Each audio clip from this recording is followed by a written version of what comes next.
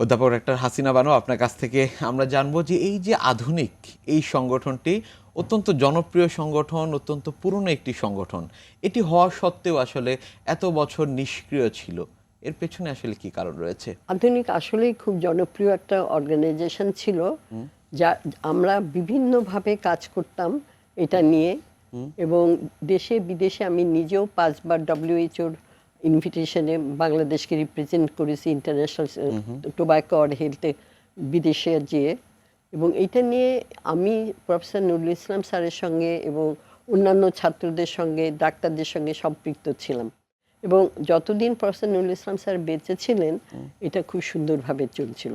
আচ্ছা। কিন্তু উনি মারা যাওয়ার পরে একটু জিনিসটা ঝিমিয়ে যায়।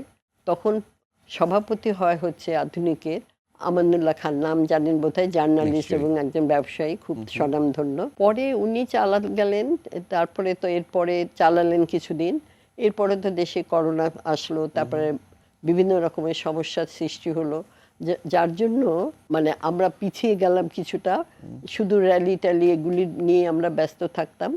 কিন্তু এখন, এবং আমিও নিজেও কিছুদিন বেশ অসুস্থ ছিলাম। আচ্ছা। তা এখন আবার এটা নতুন করে আমরা হাল ধরছি এবং আমরা আশা করছি আলহামদুলিল্লাহ যে আমরা আগামীতে আমরা আবার পূর্বের অবস্থায় ফিরে যাব।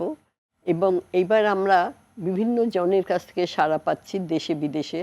যেরকম এখানে সোনিয়া ম্যাডাম আছেন, উনি আধুনিকের সঙ্গে সংযুক্ত হয়েছেন, যে এটার ব্যাপারে উনি কাজ করবেন, ওনার মানব শিশুদের উপরে মাদকদ্রব্য বিরুদ্ধে কথা বলবেন, কাজ করবেন। এবং আমরা এভাবেই এখন আবার এটাকে আগিয়ে নিয়ে যাব। বাংলাদেশের একজন স্বনামধন্য কার্ডিওলজিস্ট হয়েও কেন আসলে এই আধুনিক সংগঠনের সাথে যুক্ত হয়েছেন? কার্ডিওলজিস্ট চিকিৎসক, কার্ডিওলজিস্ট মানুষ, মানুষ মানুষের পাশে। বিভিন্ন সময় আমাদের যে রুগী আসতো তার মধ্যে আমরা দেখতাম যে হার্ট অ্যাটাক অথবা স্ট্রোক কিংবা বিভিন্ন রকমের রোগে মানুষ মারা যাচ্ছে। তা আমরা কার্ডিওলজিস্ট হিসাবে একটা সার্ভে করেছিলাম, সেখানে দেখলাম যে যারা হার্ট অ্যাটাক নিয়ে ভর্তি হয় তাদের মধ্যে 40% হচ্ছে সিগারেট খায়, সিগারেট ধূমপান করে। এবং আমরা যদি যারা তামাক পাতা জর্দা এগুলি খায় অথবা গুল ব্যবহার করে তাদেরকে যদি ধরি, এই সংখ্যা চলে আসবে 60%-এ। অতএব শতকরা 60% লোক তামাকজনিত কারণে তারা ক্ষতিগ্রস্ত হচ্ছে।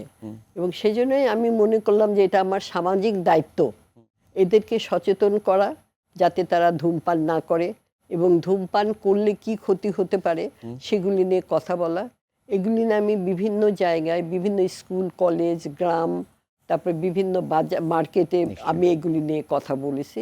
শুধু এটা আমি মনে করেছি যে এটা আমার সামাজিক সচেতনতাকেও আমার একটা দায়িত্ব নিয়ে গ্রহণ করতে হবে, যাতে তারা সুস্থ থাকতে পারে, নিশ্চয়ই। তামাক মুক্ত জীবন গ্রহণ করে।